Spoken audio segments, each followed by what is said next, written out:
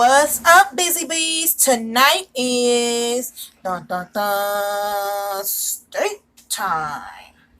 Gonna make some ribeye steaks tonight on the stove. So here we go. This is what you'll need.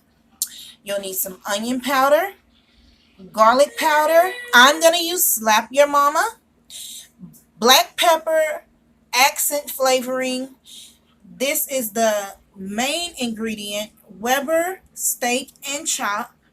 And then I'm going to use also some garlic paste as well as garlic butter. Now, the garlic paste will not be going on the steak. It will be going in my garlic mashed potatoes, guys. I'm just using my preferred potato for this particular dish, which would be golden yellow potatoes. And I'm going to saute some onions for the steak. So here we go. I'm going to show you how I season the steak. All right, guys, I want to show you an important thing that I do before I season my steaks.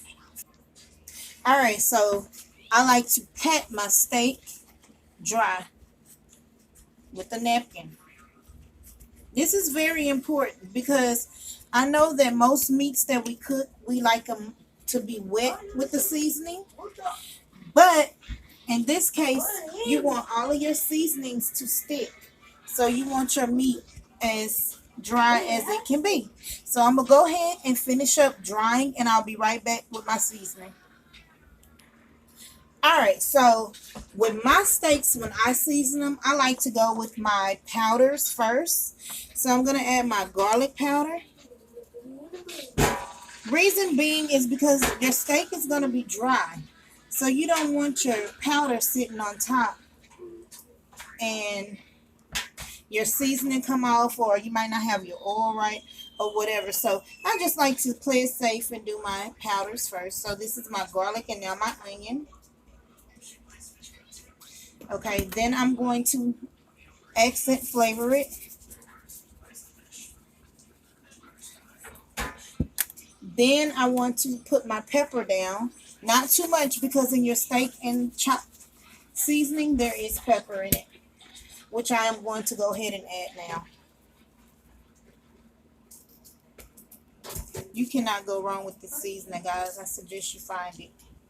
I always find mine at Sam's. Then just a little bit, guys, of Slap Your Mama seasoning. Don't want too much.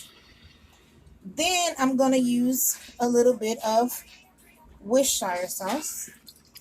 And I'm just going to barely drizzle some on here. Just trust me, guys, with this.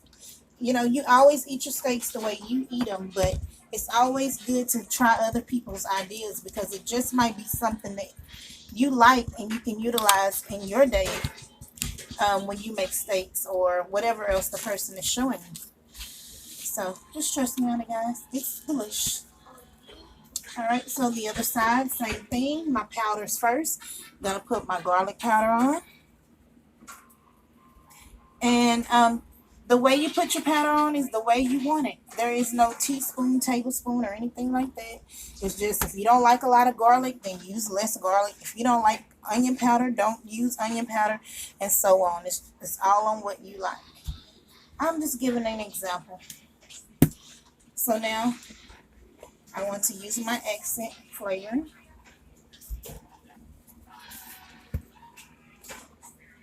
Now my steak and chop.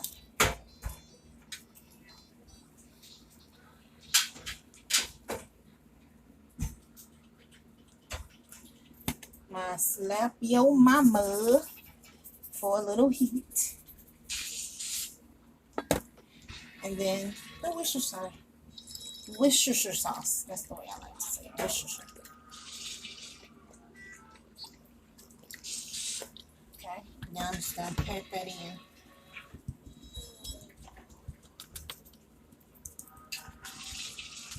All right, guys, I'm just going to finish up the other two, and we'll get started on the stove. All right, so I'm getting ready to saute my onions first.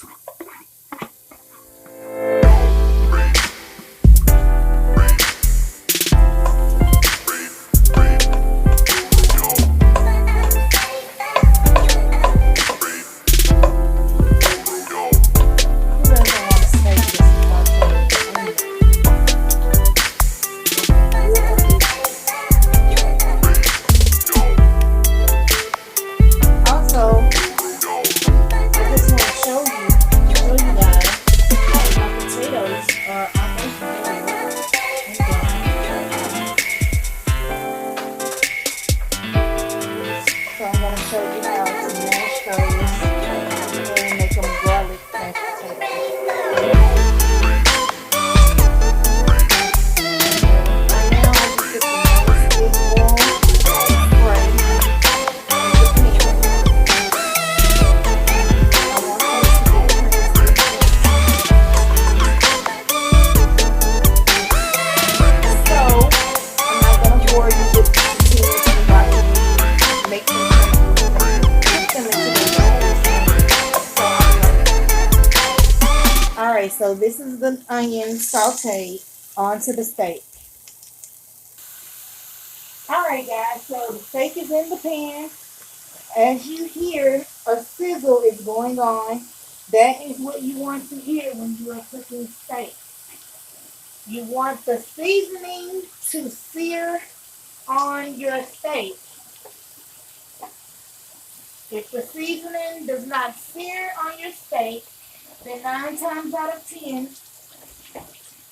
it's not going to stay on your steak, and you're not going to have a good seasoned steak that's made correctly.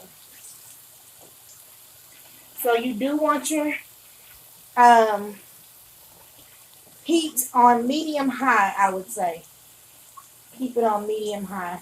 I did put a little bit of oil in the pan, as well as a little bit of non-stick spray. Even though I have non-stick pans, I want my seasoning to come out good on my steak.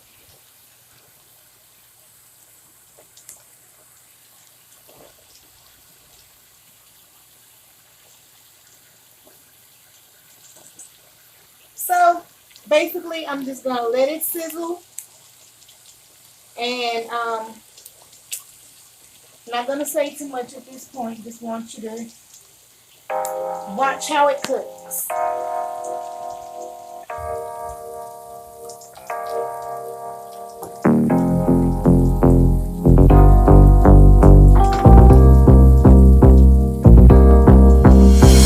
Alright, so I want my steak medium. So I'll let this sit just a little longer. I do not want a fully cooked steak.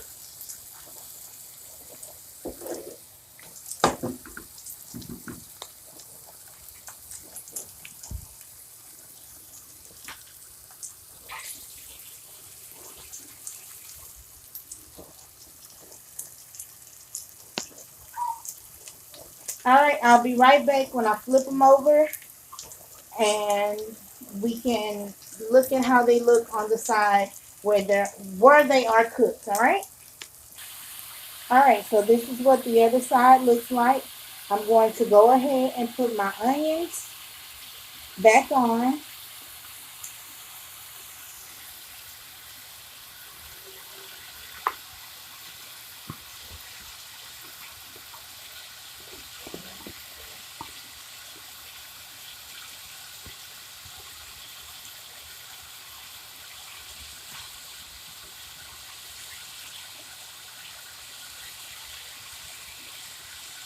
And I can just chill out. So this is almost to my liking. At this point,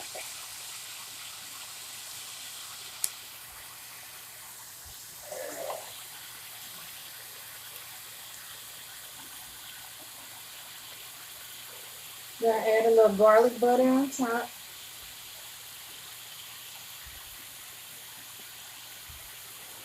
And just let it sit there and melt in.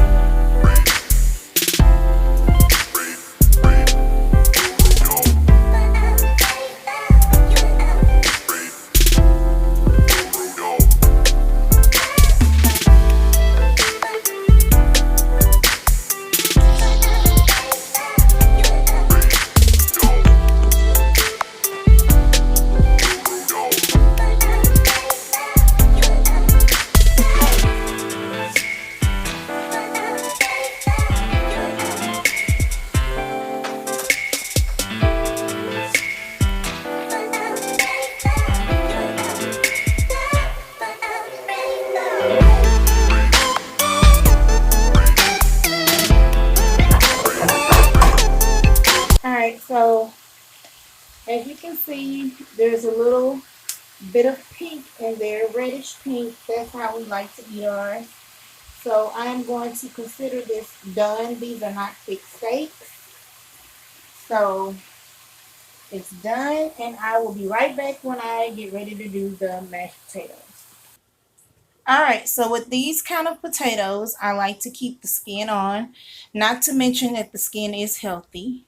And as you can see, I have some heavy cream in here, and I'm going to put some garlic paste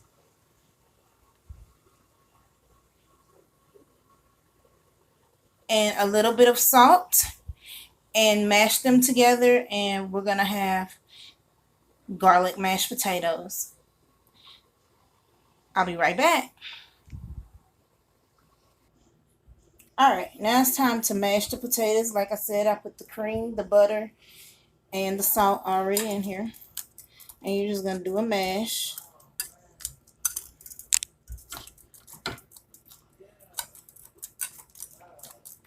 Another reason why I put my cream and stuff in there to begin with, so it can go ahead and get room temp. Because a lot of times it takes a while when it's in the refrigerator to, get warm. And you want everything to be room temp, so it won't take you forever to do.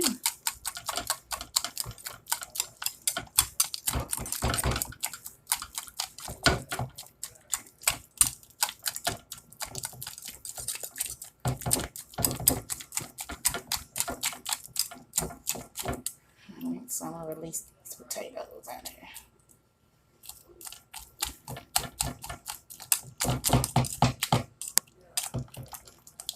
And if you don't want the skin, it's up to you. It's how you want to do it. So I'm telling you, you keep the skin on and you wonder why your food tasting like the restaurant, you'll get it then. Because a lot of times we'll eat it when it's out to eat, but then when we do it at home, we got to peel the potato skin off and all that kind of stuff. But when you go out, they leaving it on because it's nutrients there and it's flavorful.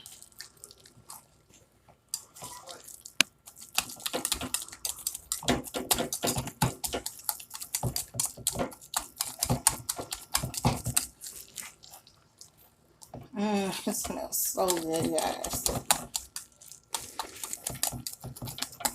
Alright, so there is your mashed potatoes. Garlic mash. Doesn't that look tasty, guys? Ooh. Alright, I'm going to take this opportunity to say thank you for watching. If you've gotten this far, please, please, please hit those red letters subscribe to your right hand side at the bottom of this video. Also, comment on this video and tell me if you would make these mashed potatoes. Go ahead and tell me if you'll make these garlic mashed potatoes that are restaurant quality. I guarantee it. Also, tell me if you would like more meals that cater to heartiness, or would you like lighter meals for me to cook, or would you like me to do grocery hauls? Just let a sister know. So I'll be right back. Don't forget to subscribe, like, comment, and that's what's up, busy bees.